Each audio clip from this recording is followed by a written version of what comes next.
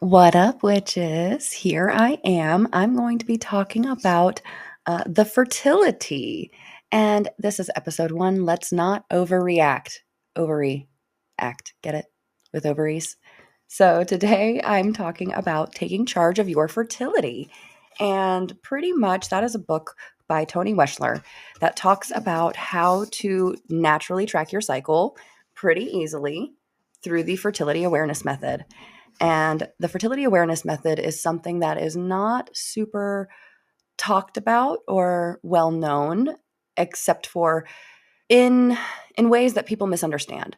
So doctors often don't understand it very well and they lie about it because they don't understand it or they have a misunderstanding of it. For example, they might call it the rhythm method or the calendar method.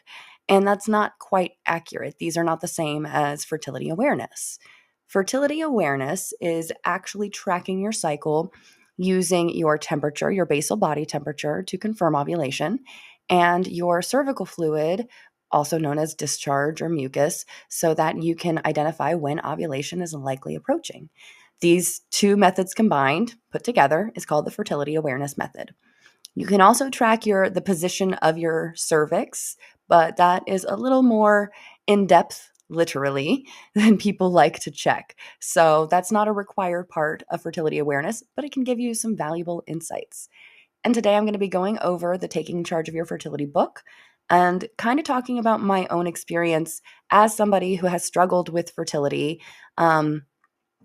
Specifically, I have PCOS, polycystic ovary syndrome. And as a PCOS girly, I have had struggles with infertility. I spent 4.5 years trying to get pregnant with my firstborn, and he is now 4 years old.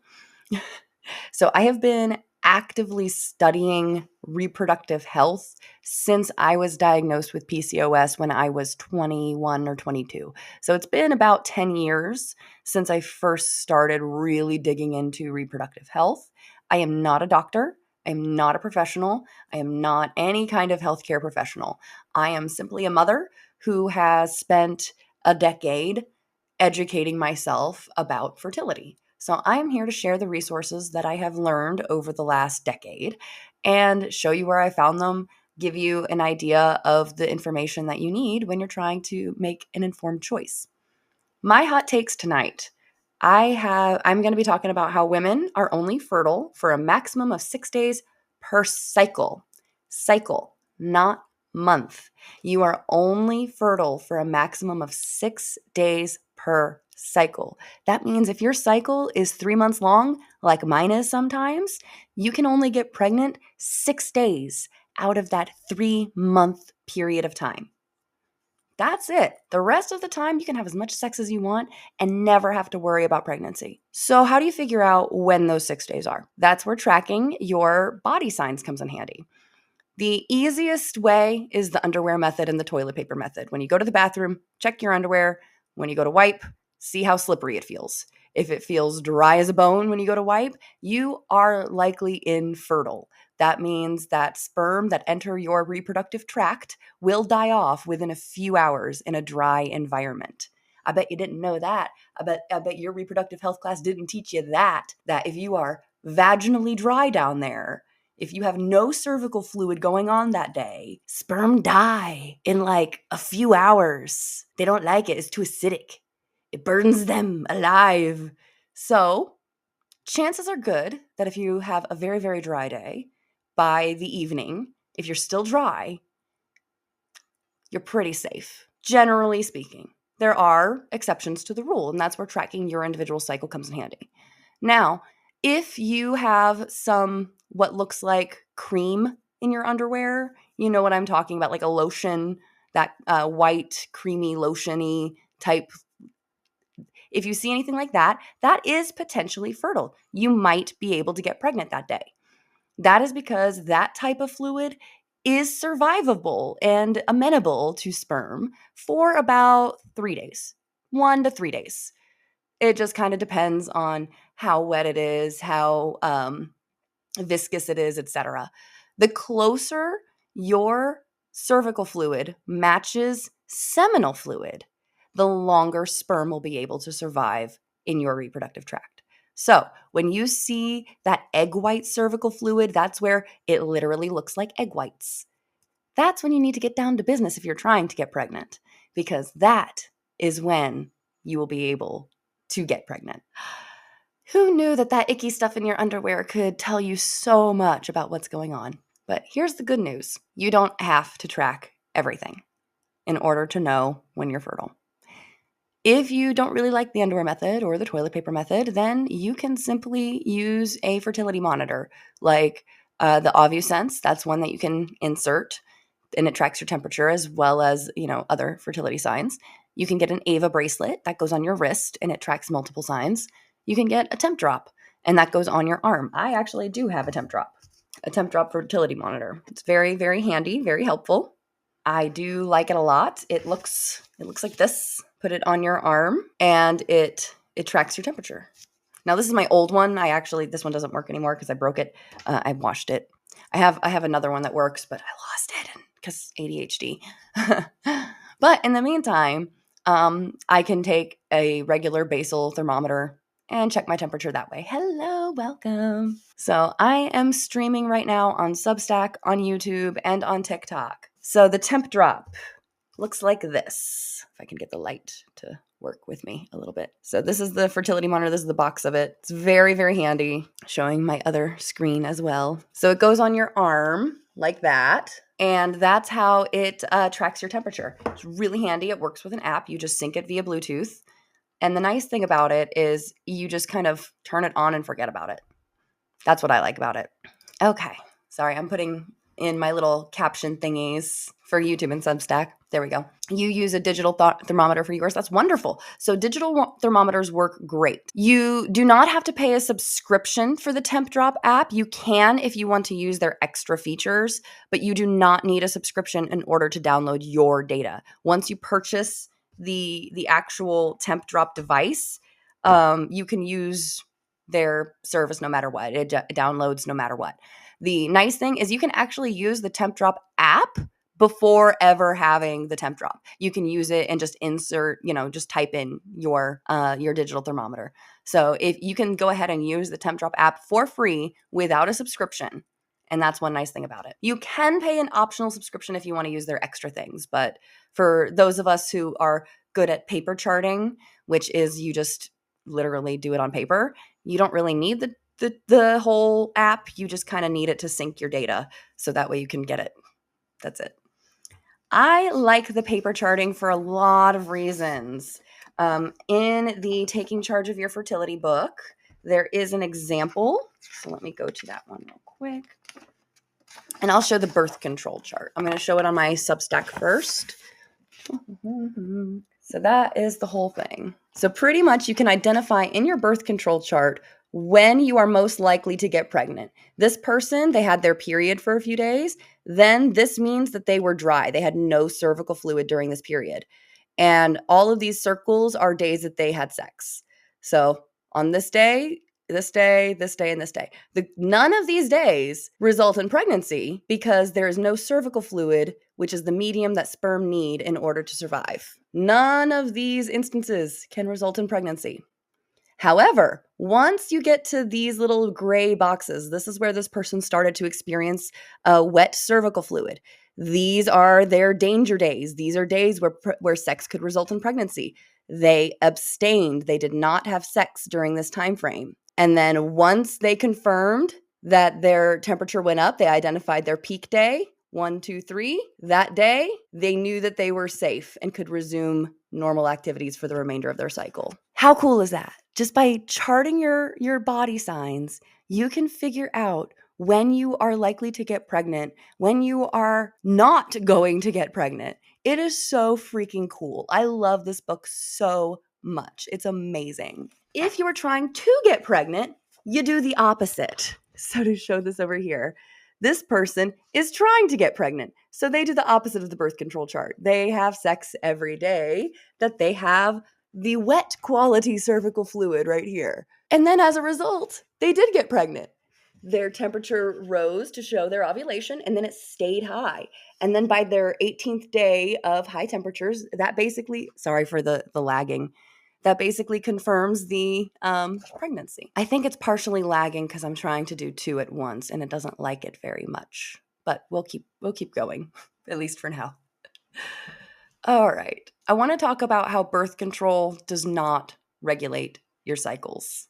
Commonly thrown at people to fix their issues. Yes, the kiddos are asleep, thankfully, so I don't have to worry about them. The cat's meowing, though. I have a cat meowing in the background. And pretty much, I really hate that birth control is constantly used to mask all of the problems that women have. Anytime we go to the doctor and say we have a problem, anytime we have the doctor and say we have a problem, they want to throw birth control at it. They're just like, here, take the pill. Here, take the pill. Here, take the shot. Here, let's get you an IUD. Here, let's do this. And instead of actually figuring out why we're having an issue, they just want to cover up the issue. Because that's what birth control does. It doesn't actually treat or cure anything. It just covers up that there's a problem at all. It gives you a fake cycle that you bleed regularly, so your endometrium is shedding regularly, and it might help with fewer cramps because you're not having real periods. It might help with stabilizing your hormones if you have a mood condition. There's so many reasons that birth control could absolutely be helpful. However, if you're trying to figure out why your cycles are irregular, putting you on birth control is not going to do anything but give you a fake cycle. And so many doctors have lied and said, let's put you on birth control to regulate your cycle. Let's put you on birth control to regulate your hormones. And that is not how it works. And it's so frustrating that they continue this lie when we have had the same types of birth control since essentially the 70s.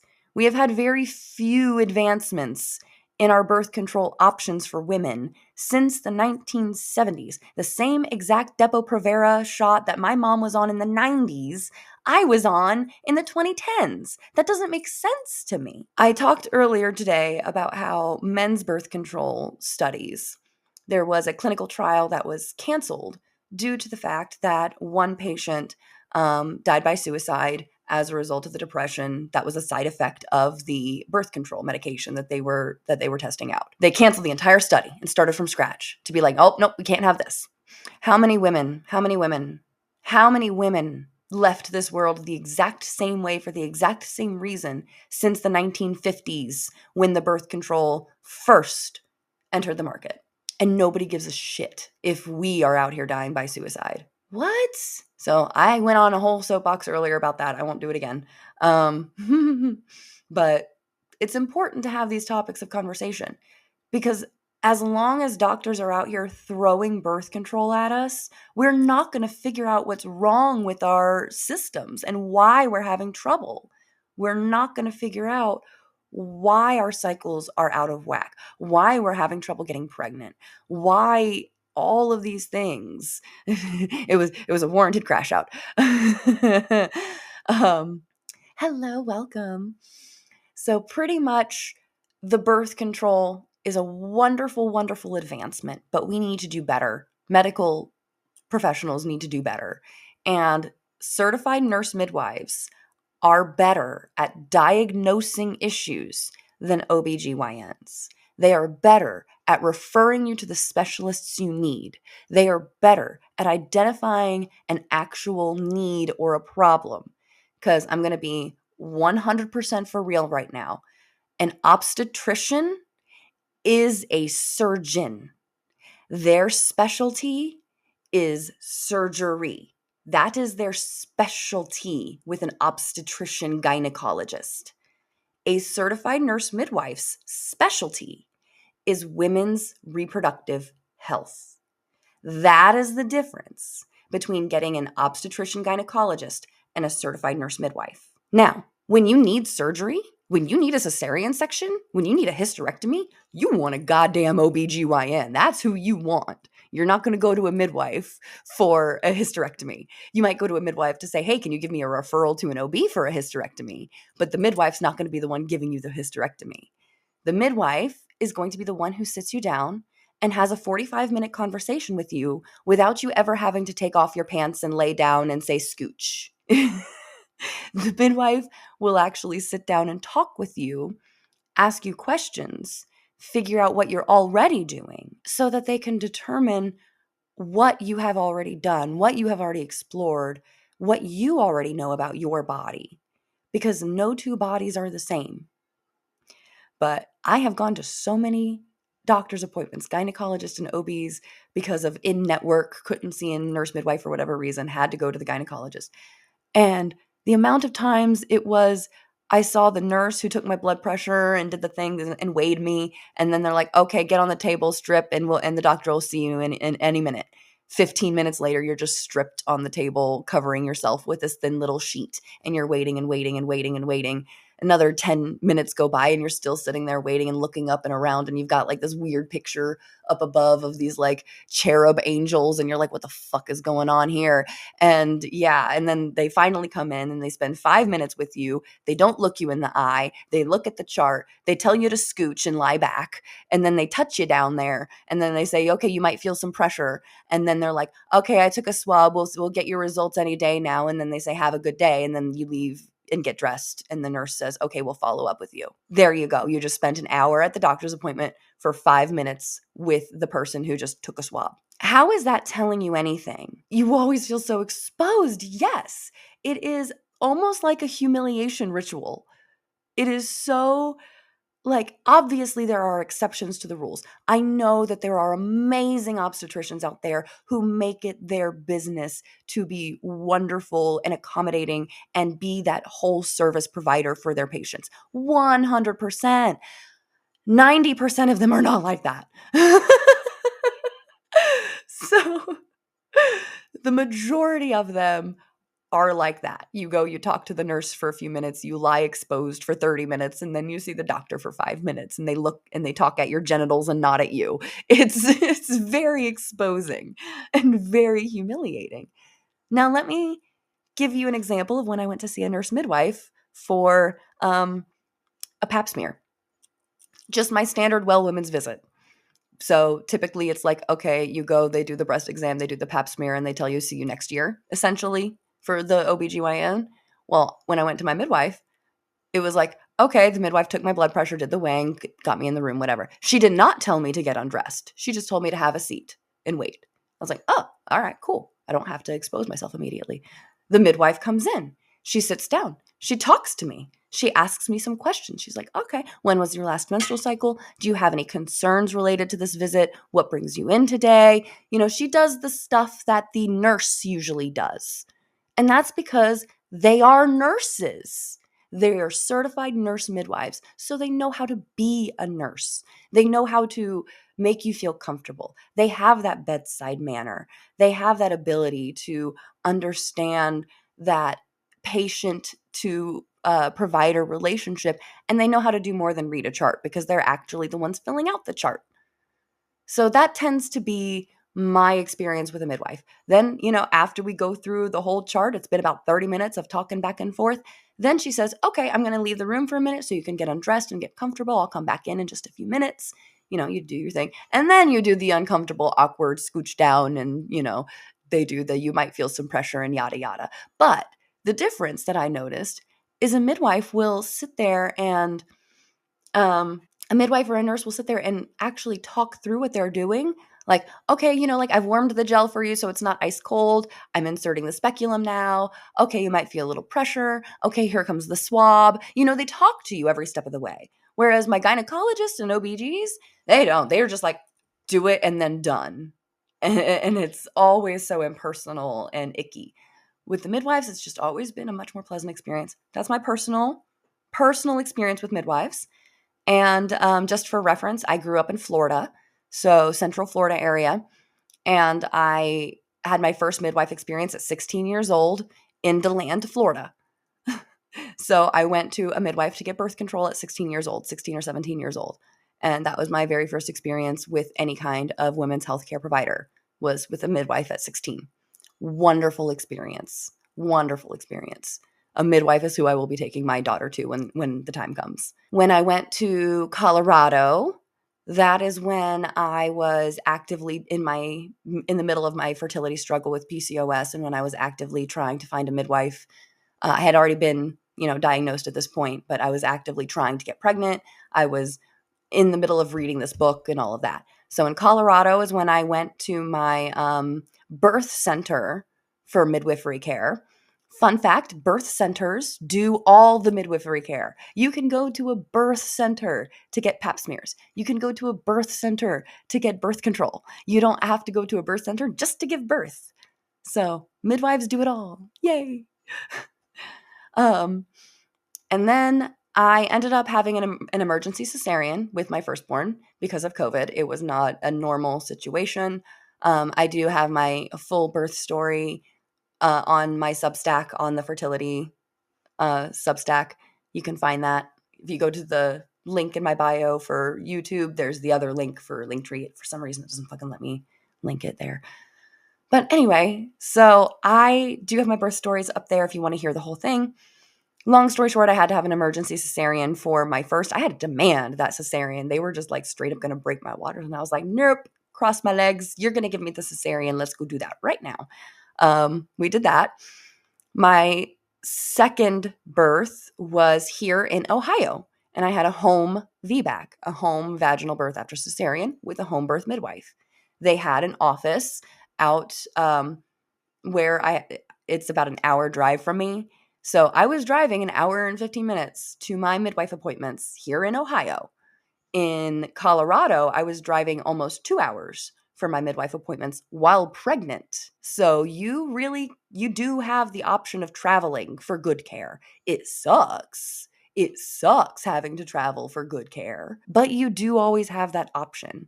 Don't ever think that you have to go to the hospital that's local. You have to see the people that are local to you. Go, travel, go look at the people that are 30 minutes away, that are 45 minutes away, that are an hour away, that are up to 2 hours away.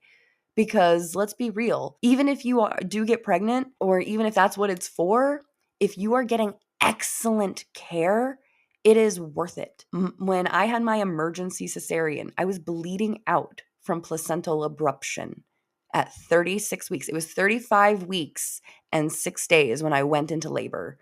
And I was on the phone with my midwife the whole time, like at various points throughout the day. And then finally at around midnight, I'm like, something's absolutely wrong. We need to go right now. And I should have gone earlier, but I was in denial. And that's a whole other story.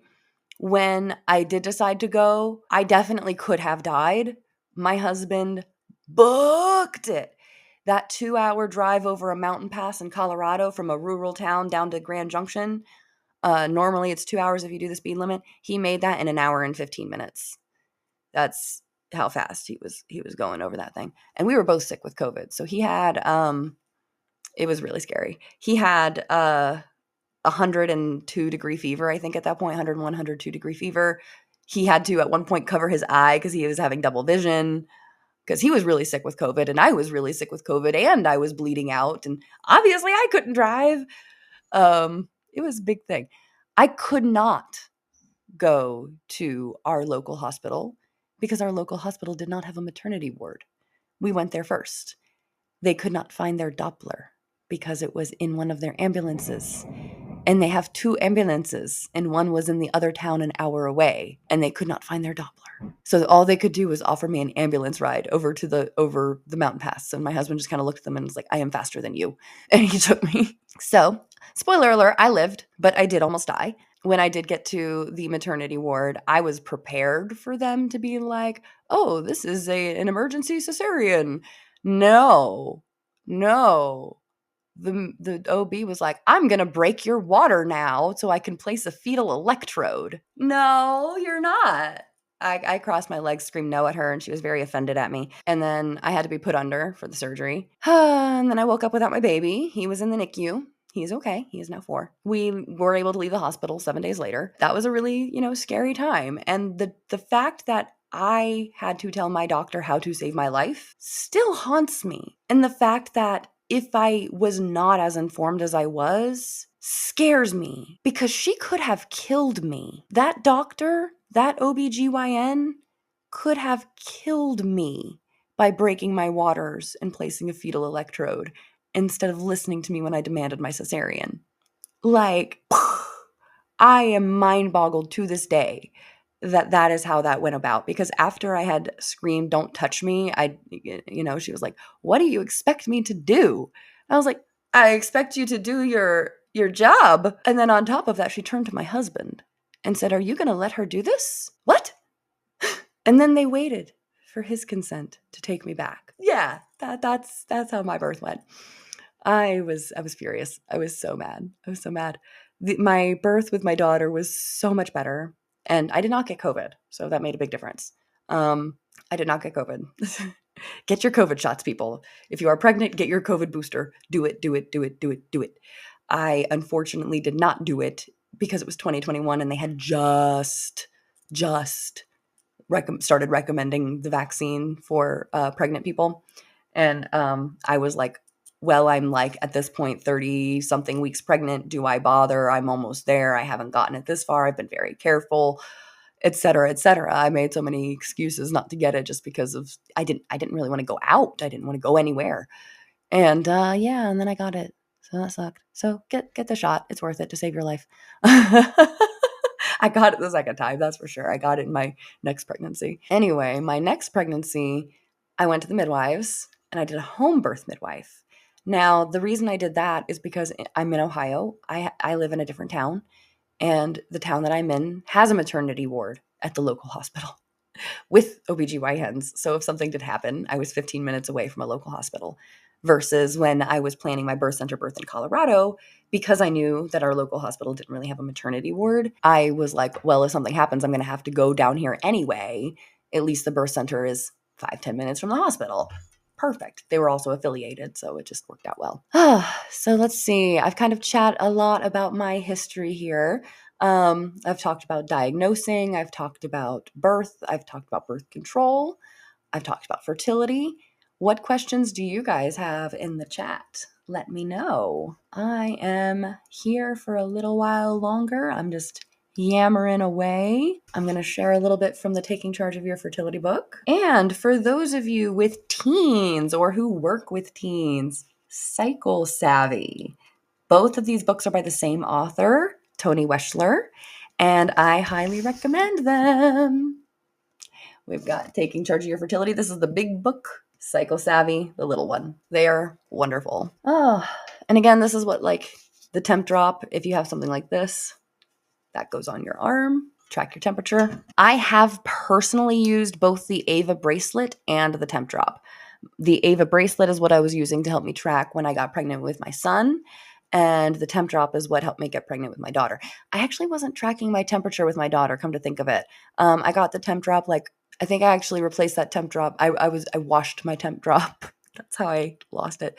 And I replaced it after she was born.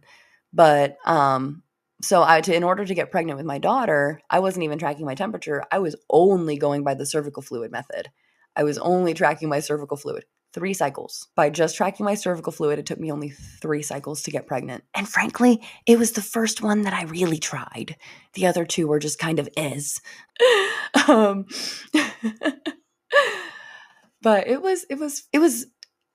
it angered me. It genuinely angered me that it was that easy because it took me 4.5 years the first time. And the only reason it took me 4.5 years the first time was because our timing was wrong. I had irregular cycles. So I was ovulating irregularly, but I was ovulating. So there was potential to get pregnant, just about half as frequently as is typical. If you ovulate once a month, you have approximately 12 opportunities in a year to get pregnant. I was ovulating about 6 times a year. So I had about half as many opportunities to get pregnant. And my midwife, before I ever started trying to get pregnant, she gave me the heads up. She's like, based on your irregular cycles, but the fact that you are ovulating, when I went to get my ultrasound to confirm my PCOS, they confirmed that I had actually just ovulated. So I was ovulating, it just irregularly. And so that's one fun thing is I bet you didn't know you can confirm ovulation with an ultrasound. Anyway, I lost my train of thought there for a second. Oh, yes. Also, random resource. You can get the My Way emergency contraceptive pills. These are the next, morning after pills, next day pills, etc. You can get these for like $7 online. Pretty much anywhere. You don't have to pay the $50 for a Plan B at the supermarket. You can get them online for like $8. Keep one in your medicine cabinet. Just go buy one, even if you don't think you're going to need one. Go buy one and keep it, because if you don't need it, maybe a friend might. You never know. So next time you're on a shopping trip or you're adding to your cart online, get one of these. And also another resource if you are trying to avoid pregnancy, condomdepot.com. I'm not making any money off of these things, by the way. I'm just sharing resources that I found over the years. You can get a thing like this of like a whole bunch of different fucking condoms for $25 or $30 or something like that. And it's a sampler pack. So you get multiple kinds.